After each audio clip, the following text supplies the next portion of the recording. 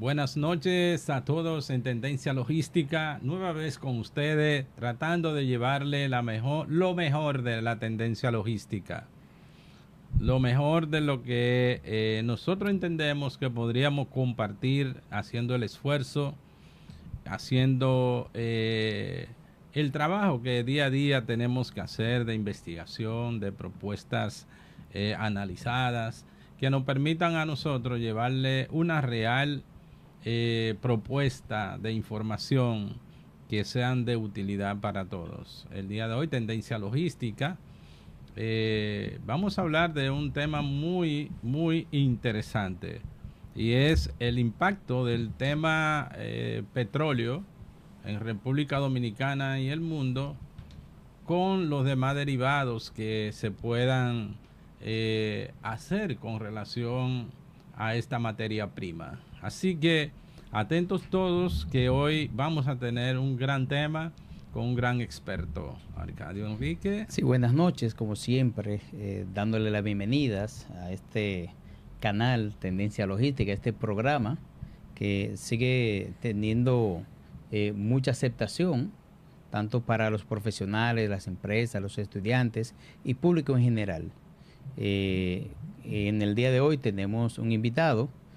Pero antes de dar lo que son las cualidades, ¿no, verdad?, del invitado, Juan Carlos, buenas noches. Buenas noches a todos nuestros televidentes, como siempre, Logistic Man, acompañando aquí a nuestra terna de especialistas para hablar, como no, del tema que venimos viendo y que está impactando todo lo que es la economía mundial, el petróleo, el transporte marítimo, aéreo y terrestre, la logística y el suministro. Así que vamos a ver cómo ha impactado esto en los precios de los diferentes mercados, señores. La cosa está bien difícil. Sí, el día de hoy vamos a entrar a un tema que está muy relacionado a lo que es el tema del petróleo y sus derivados, el cual no somos expertos en la materia, y es por eso que nosotros siempre, para casos tan particulares, tan especiales, pues nos hacemos acompañar de un experto. El invitado de hoy ya ha tenido la oportunidad de compartir con nosotros conocimientos en relación a ese mismo tema, pero hoy vamos a profundizar más. Hoy vamos a estar hablando sobre los lubricantes y cómo esto ha estado viéndose afectado en cuanto a lo que es el tema del petróleo, la crisis del petróleo. Es experto en gestión ambiental, consultor en este sector, certificado por la marca Chevron, Shell y otras marcas. Tiene también experiencia en la parte de neumáticos, que es otro de los componentes que realmente entran en juego cuando hay crisis del petróleo. Es también CEO de un canal que más adelante nuestro invitado nos dará un poquito más de detalle, Franklin Ortiz. Muchísimas gracias Arcadio, Juan Carlos, Jesús, de verdad por permitirme estar con ustedes. Ya me estaba poniendo guapo porque no me habían llamado de nuevo. Lo que pasa es que esto es bíblico, todo a su debido tiempo. Excelente, eso es verdad. Hay una hora para cada cosa. Eso es verdad. Y más cuando hay personas que observan el panorama mundial, aquellas cosas que realmente impactan en el mundo, y cuando se sale del propósito, no del propósito, sino, vamos a decir, como dijo Arcadio, no somos expertos y necesitamos de un gran experto, es el momento de trabajar juntos. Y por eso nos hacemos acompañar de Franklin Ortiz el día de hoy, que realmente es un investigador, es una persona que siempre está al día, no con un tema, sino en el tema relacionado en todo su conjunto. Y por eso hoy día en Tendencia Logística traemos a una persona. Ya hemos hablado nosotros de lo que es la tendencia del petróleo, lo que podría haber ocurrido, y de todo eso él sabe.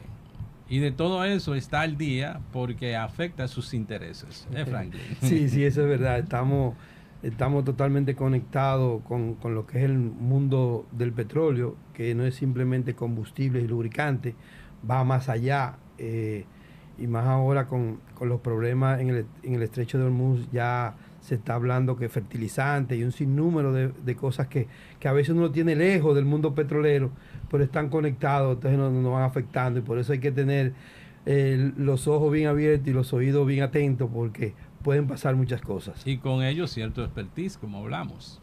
Sí, Franklin, nos vamos a tomar siempre, somos tres que te vamos a estar haciendo preguntas bombardeando.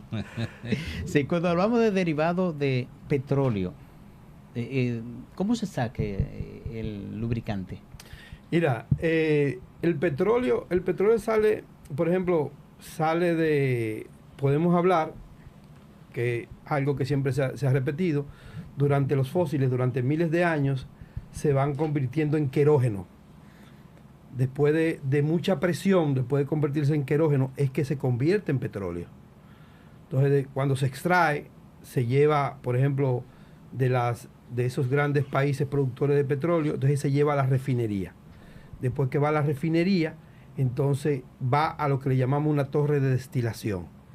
Ahí lo primero que sale a cierta temperatura, estamos hablando 42 grados Celsius, lo primero que sale son los gases o GLP. Entonces más adelante sale la gasolina, el combustible para avión, el jet A1. Después sale, según hay que ir aumentando la temperatura para que vayan saliendo esos derivados. Entonces con eso va primero el GLP, después la gasolina, después el jet A1, después más abajo ya el diésel, y después, entonces ahí vienen lo que es los básicos para los lubricantes, después de haber sacado ya, de haber extraído las primeras partes. Y la primera parte, ¿dónde está el dinero?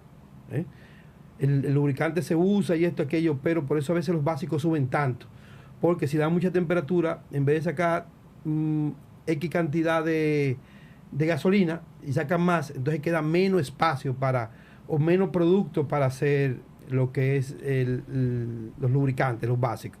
Entonces más abajo, entonces ya sale lo que es el alquitrán y otras cosas para asfaltar calles, que ya se usa en un 100%. Se usa un 100%. Hay otros derivados también. No, ya entre esa cadena, ya ahí se saca polímero y otras cosas.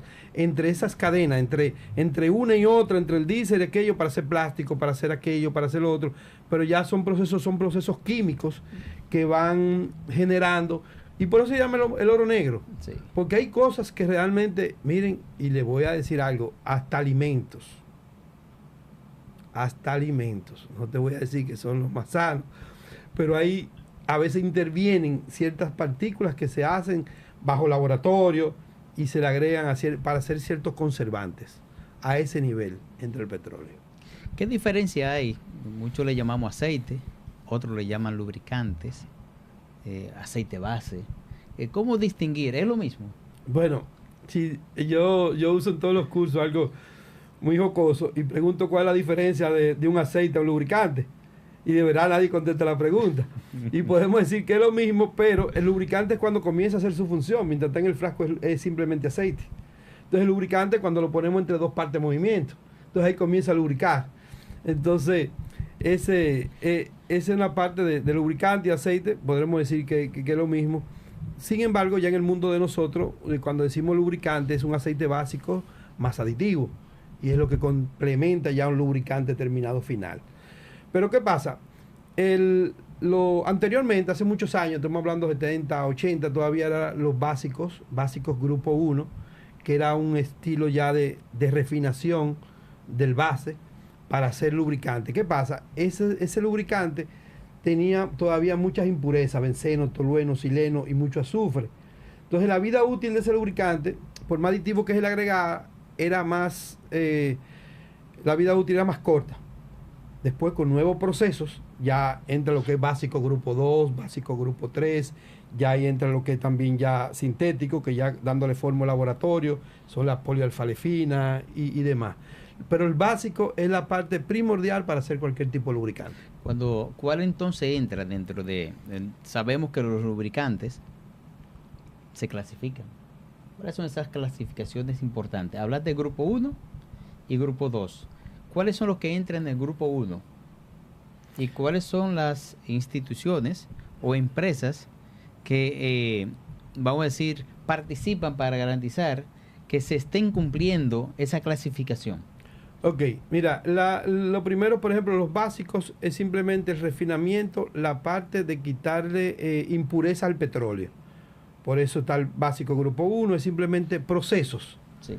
Procesos. Ahora, ¿dónde entran ya la clasificación?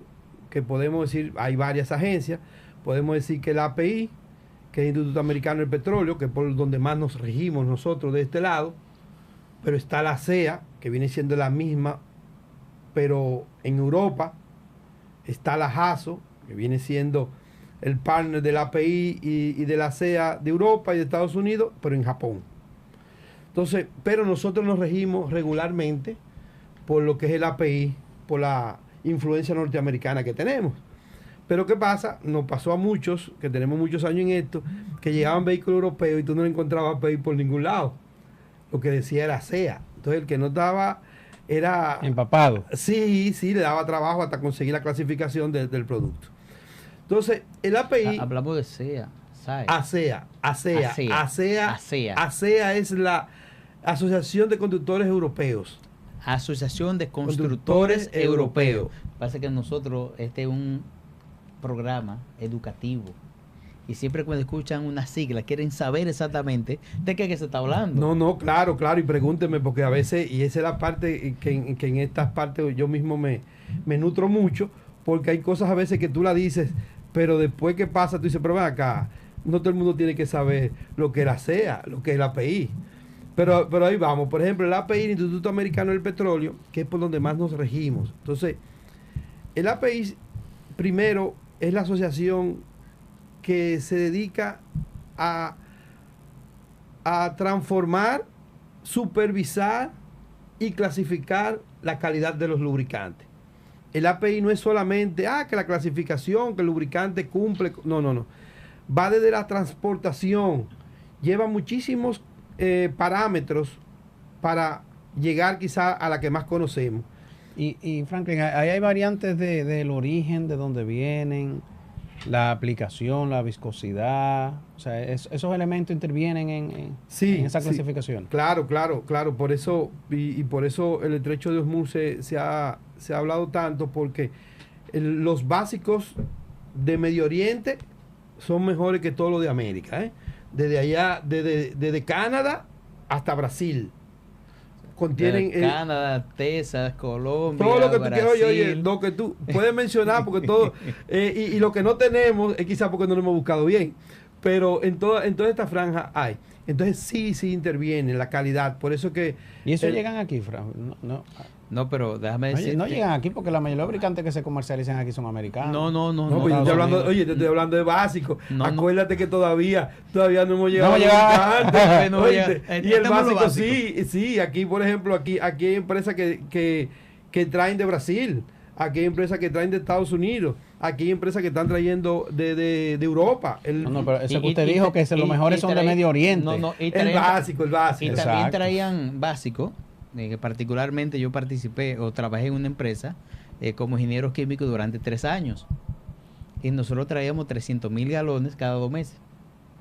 Y era básico, un aceite básico que nos permitía a nosotros entonces hacer reformulaciones para los lubricantes de acuerdo a la clasificación de referencia. Ahí date ese dato. Esa compañía que tú estás hablando está ahora mismo más o menos en 45 días en 1.2 millones de galones.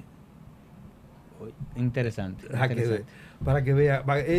Le hago esa aseveración al Cadio, que él manejó bastante bien eso, pero para que tú veas cómo ha crecido de 300,000, estamos hablando de 1.2 millones. 1.2 millones de galones. Es que el parque vehicular también ha crecido y eso es una relación que va directamente proporcional. Si el parque vehicular crece lo que es la demanda, tanto de combustible líquido y otros derivados, y también los lubricantes, es una necesidad, porque si no se le da mantenimiento, después el consumo ahí está, es que se consume, se gasta, pierdes propiedades. Correcto. Y además de eso, todo este polvo también va al motor. Sí, hablaba fuera de cámara hace un ratito que el petróleo impacta tanto en el mundo que tiene que ver con los grandes presupuestos de los gobiernos para la infraestructura a nivel vial. Que lo menciono porque en ese sentido nosotros en Tendencia Logística trabajamos sobre la transportación. Y bien que clasifica el tipo de combustible y ese tipo de cosas, porque también todo aquello que consume combustible necesita mantenimiento con relación a los derivados de los productos como el aceite, Las grasas. y las grasas. Correcto. Entonces son temas que ya iniciando este programa el día de hoy, levanten su libretita y cojan sus anotaciones y hagan sus preguntas. Sí. Realmente Franklin entró duro con Y Colbero. informaciones que en el momento, en una sociedad, en la sociedad que estamos viviendo y que trabajamos sobre tendencia logística y en la productividad, donde todo se transporta, donde todo es un movimiento, donde la industria necesita energía, etcétera, es la base mundial. Sí. Cuando eso se detiene, pues entonces hay muchos conflictos a nivel de productividad, a nivel de transporte y muchas cosas que realmente influyen.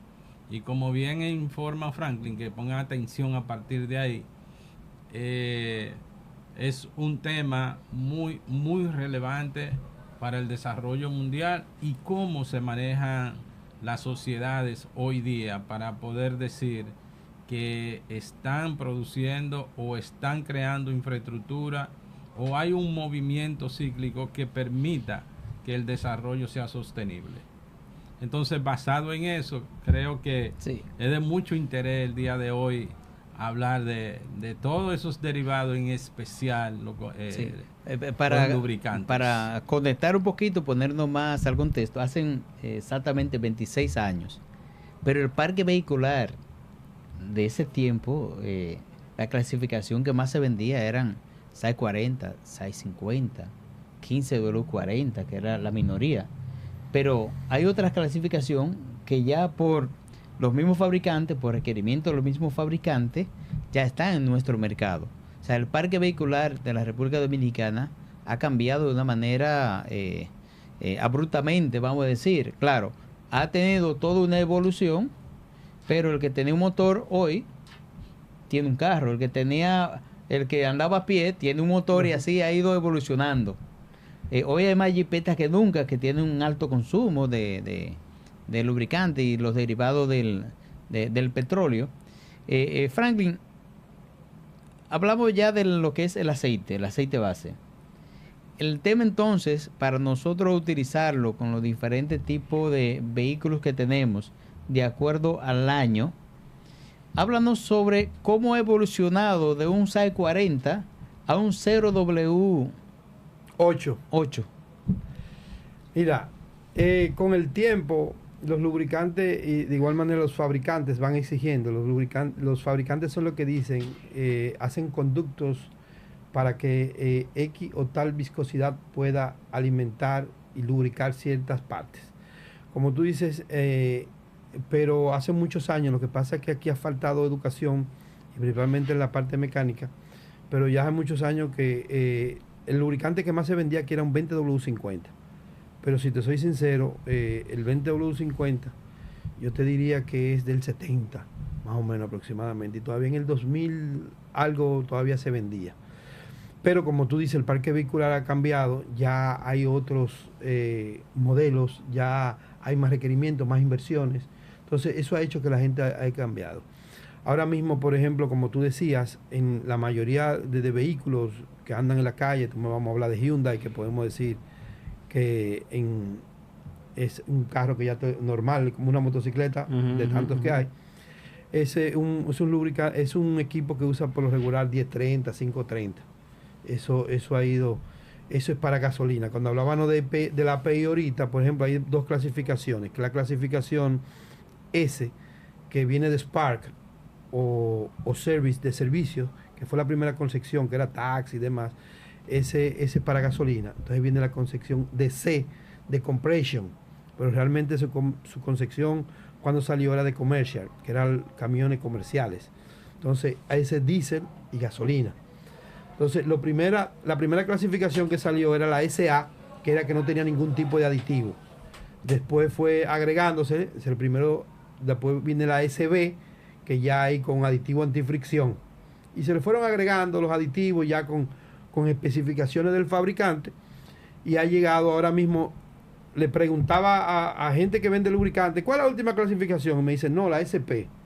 Digo yo, no, ya no la SP, es la SQ. La SQ. La SQ. En diciembre del 2025 salió la SQ. Pero ¿qué pasa? Todavía muchas marcas sí llegan rápida a la última clasificación, pero todavía se le da un tiempo específico para que las otras lleguen ahí, porque si no sería un monopolio. Entonces, ahora mismo la última clasificación en gasolina es la SQ. La SQ. SQ, que es la que más trabajamos, por ejemplo, todavía con el diésel que tenemos aquí, todavía el 64, CJ4, es la que más se usa en diésel. Ahora, los camiones modernos vienen con para diésel 10W30. Y te soy sincero, la gente se resiste. Mecánicos que tienen años, dicen que se la saben, pero a veces no se actualizan. Y tienen una flota con 10 camiones, 1540, y le llegan 2 que usan 1030. A esos 2 camiones le ponen 1540. Es un tema de costo. Ahora son recomendaciones que tenemos que darle, que señores, no se lleven de esas informaciones de un mecánico, esa información adecuada, porque de repente, como todos los lubricantes van a estar subiendo, o ya están subiendo por el problema geopolítico que se tiene, pues las recomendaciones es que traten de continuar las siempre recomendaciones del fabricante. Ese es el punto. Por ahí que, por más que yo investigue, soy ingeniero de lubricación, estoy preparado, siempre mi primera base de partida es el manual del fabricante. El manual del fabricante. ¿Por qué? Porque ellos en tal motor, usan X aleaciones de metales, los conductos para la lubricación lo hacen cada día más fino, ya es tipo hidráulico, que por ejemplo un 0W8 y un vaso de agua parece la misma cosa en color y viscosidad. Entonces, donde estamos acostumbrados a ver un 20-50, un 15-40, entonces resistimos ver, y otra cosa, en la mayoría, las casas que traen vehículos, ya por ejemplo 2026, hay casas que usan 020, 016, 0W8, traen ese lubricante, pero a nivel de mercado, son muy pocas las marcas que tienen esas viscosidades. Ingeniero Franklin, vamos a explicar un poquito a nuestros televidentes el tema de la nomenclatura. ¿Qué significa 5W30? ¿Cómo es a medida que va ascendiendo el número? ¿Qué significa a medida que va disminuyendo? Para que nuestros televidentes puedan entender. Porque hay muchas personas que consumen aceite y yo estoy seguro que le dicen, ellos saben que el carro, por ejemplo, lleva 15W40, pero no saben qué significa eso. Entonces, para edificar un poco, tu programa educativo. Vámonos un poquito. ¿Cómo impactan el vehículo? Vámonos un poco a la historia. Por ejemplo, anteriormente, hace unos años atrás, estamos hablando quizás el 40, más o menos, por ahí, se usaban 2 lubricantes. Que ahí viene, Arcadio, lo que tú decías, el 40 y el 50. Se usaba en verano. Entonces, en invierno, había que poner otro lubricante. El primer lubricante multigrado lo desarrolló la Armada de los Estados Unidos. ¿Por qué? Los submarinos de largo alcance, con motores diésel, en ese momento, de propulsión, andaban con lubricante. Entonces, cuando andaban en agua, por ejemplo, en esta zona, andaban con un SAI 40. Pero cuando iban a entrar a Canadá o cerca de allá, entonces tenían que parar el submarino, bajo agua, sacar el lubricante, entonces ponerle un 5W. La W viene de winter, invierno. Son con una viscosidad mucho más bajita. Entonces, esa era una faena bastante. Entonces, el primer lubricante multigrado fue el 15W40. Entonces, ¿cómo trabaja? Trabaja el 15W en frío y cuando comienza a calentar, trabaja como un SAI 40. Entonces, ¿cómo se llega a eso? Se llega con unos polímeros que se llaman mejoradores de viscosidad, que son como esponjitas.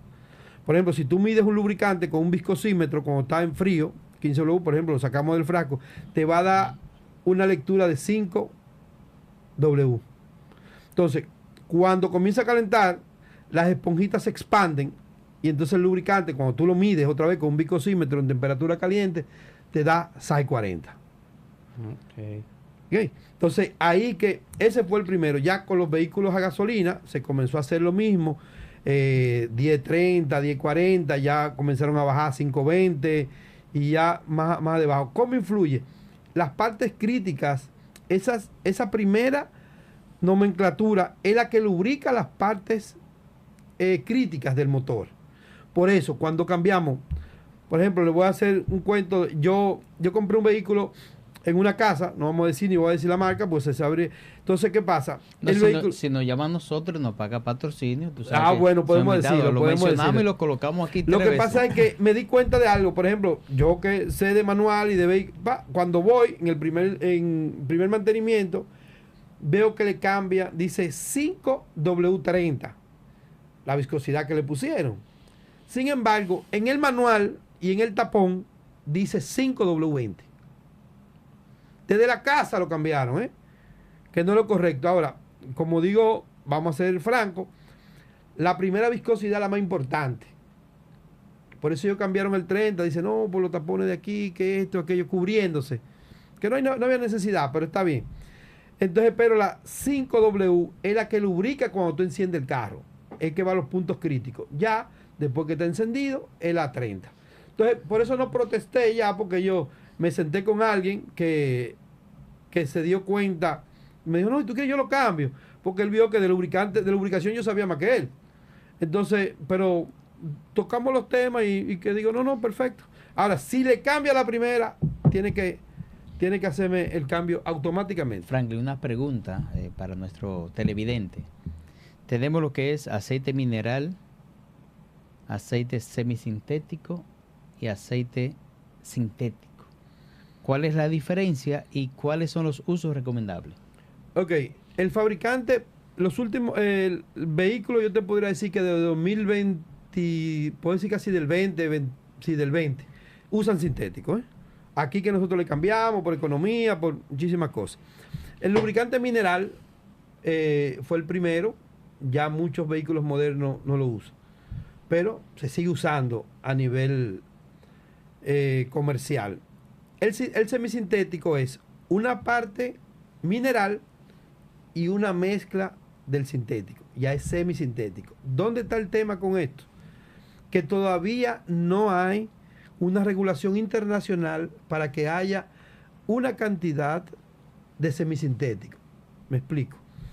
Si hablamos de 100, tú dirías, no, debe hacer una proporción. Una 70, proporción. 30. Exactamente, no la hay. No lo especifica, no lo he visto. No hay una regulación. Eso está todavía en Estados Unidos, se está debatiendo, las petroleras lo están debatiendo, porque tú tomas un tanque de 220 cuartillos y le pones uno sintético y ya te lo puedes vender como semisintético. Entonces, ¿qué pasa? Las petroleras no, las petroleras sí se cuidan, las petroleras le ponen un 30%, pero entonces no compiten en precio y los dos dicen semisintético, por la calidad no es la misma. Ahora, el lubricante sintético es parte del petróleo, pero se mejora en laboratorio y se hacen las bases, las moléculas lineales, y eso hace que hay mayor rendimiento. Y te soy sincero, con esto que estamos hablando ahora mismo y con todo el problema de mantenimiento, yo te diría que debieran usar sintético, pero con conciencia, y poder extender los cambios de aceite para que haya un ahorro. Te voy a hacer un par de preguntas, porque en esto estamos para aprender. Para al final, el último bloquecito que vamos a tener, entonces ahí vamos a hablar sobre el tema geopolítico. 4 tiempos, 2 tiempos. 2 tiempos fuera de borda. Eso 3. Ok, el aceite de 4 tiempos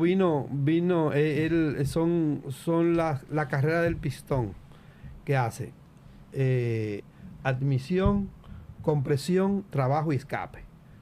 Esos son los 4, es el trabajo. Y son 4 tiempos. Por ejemplo, el vehículo de tu carro, el mío, es 4 tiempos. Las motocicletas, anteriormente eran de 2 tiempos.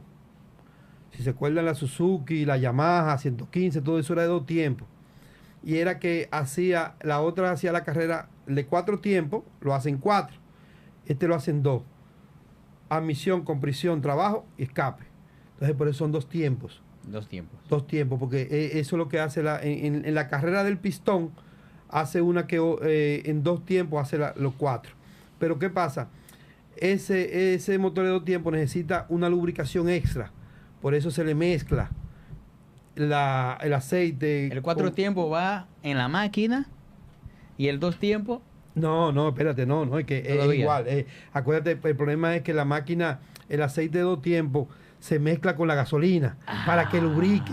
Tú ves, pero entonces pero la condición ambiental han prohibido eso. Por eso es que han llegado tantos motores de 4 tiempos en este país. Tiempos, sí. Pero te voy a explicar algo. Mira, hay un problema todavía mayor. ¿Y cuál es?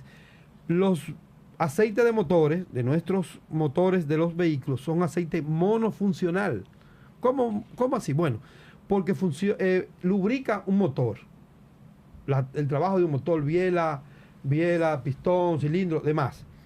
Ahora, el aceite de motocicleta de 4 tiempos es multifuncional. ¿Por qué? Porque dentro del motor está la transmisión y están los discos de cloche. Entonces necesita aditivos especiales. Entonces mucha gente, por precio, por desconocimiento, te compra un 4 tiempos de motor de carro, vamos a hablar así, pero no es el que lleva la motocicleta. Interesante. Ahí, Franklin, hablar de algo muy interesante, ya que no somos nosotros un programa educativo. Siempre hablamos de la responsabilidad social, protección del medio ambiente.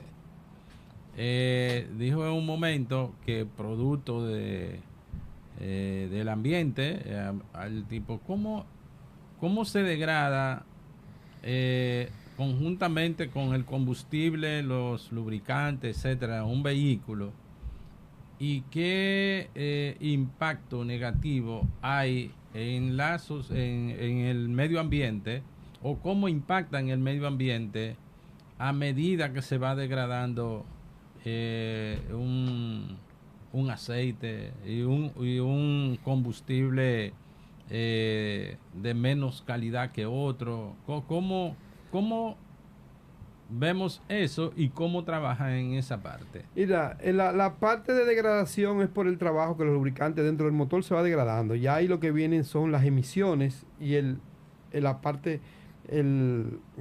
destino final de los lubricantes, que ya ahí sí entra lo que es la parte medioambiental. ¿Cuál es uno de los problemas que tenemos aquí? Que es que realmente yo busco las informaciones, a veces fuera, tengo equipos para eso, para medir el CO2 y otras cuantas cosas. Aquí hay zonas que son críticas con las emisiones por la cantidad de vehículos. Ahí sí daña directamente con el medio ambiente. La otra parte es ya después que sacamos el lubricante, cómo lo podemos desechar medioambientalmente correcto. Que otras cosas que medio ambiente ni tiene el personal, ni tiene la logística para darle seguimiento a eso. Vamos a hacer un llamado al Ministerio de Medio Ambiente, que realmente hay profesionales capaces para poder presentar propuestas. Porque no es que no se pueda, es que hay que tener voluntad política y también los recursos necesarios. Antes de continuar, Joaquín, tenemos que darle gracias a nuestros patrocinadores que hacen posible que este programa ustedes lo vean cada semana. Sí, son el combustible para nuestro vehículo en Tendencia Logística. Claro que sí, entre ellos está Opal Management, Opal Project Management, Inversiones Sanfra, Petronan, Atide, Network Innovations, Container Bots y NST Transporte. Gracias a ellos realmente nosotros hemos podido tener un repunte sumamente importante para seguir trayendo la información de alta calidad. Franklin, el estrecho de Hormuz, ¿cómo impacta ese problema de la guerra Israel, Irán, Estados Unidos, con esta crisis del petróleo con respecto a los lubricantes? Mira, impacta directamente. Es algo que independientemente del petróleo, que sale el 20% se traslada por ahí, afecta a nivel general y directo, porque se está retrasando. Ya hay empresas productoras de lubricante que entonces, independientemente del precio que ha subido, el precio antes del conflicto andaba entre 55 y 60 dólares, ha llegado a 120 dólares. Entonces eso impacta directamente en los precios, y igual los aditivos. Pero ¿qué impacta también? Que la parte que no vemos es que entonces debemos comprar, tener almacenamientos de más para no quedarnos cortos en la producción de lubricante. Y eso también aumenta los costos. Al igualmente que la parte del transporte, seguro marítimo y un sinnúmero de factores que lo impactan directo.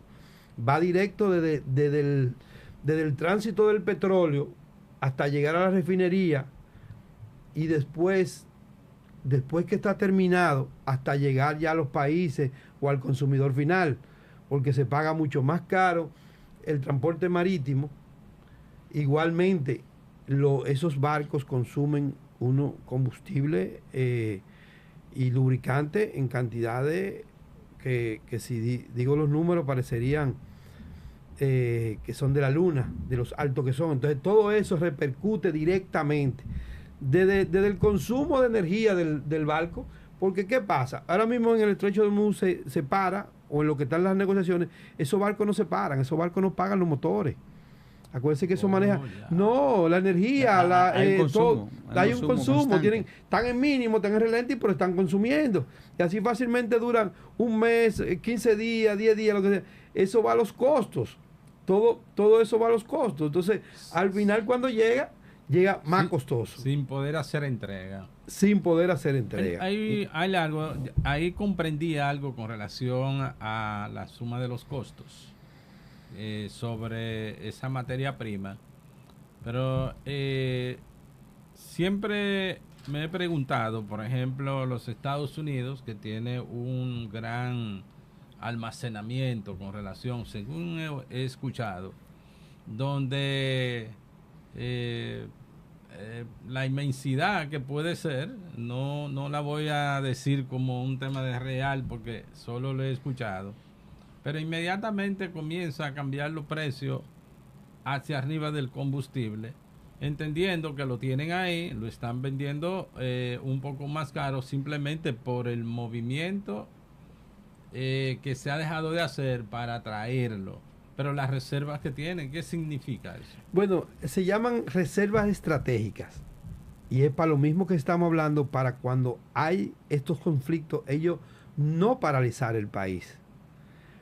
Entonces ellos tratan de tener reservas, no recuerdo para qué tiempo tenía, porque cada día cambia más. No, y eso cambia por país también. Sí, pero vamos a hablar de Estados Unidos, que produce y es el que tiene la reserva más grande. Claro que sí. El que tiene la reserva más grande. Y están así que por eso ellos son uno de los mayores beneficiados de este conflicto. Sí, y de la parte del petróleo de Medio Oriente, porque están así. Ellos muchos de sus productos los fabrican con el petróleo de Medio Oriente y compran alrededor del mundo. Ustedes vieron Venezuela y demás compran. A todo el que le venda. Y el de ellos, sí, pero el de ellos guardado.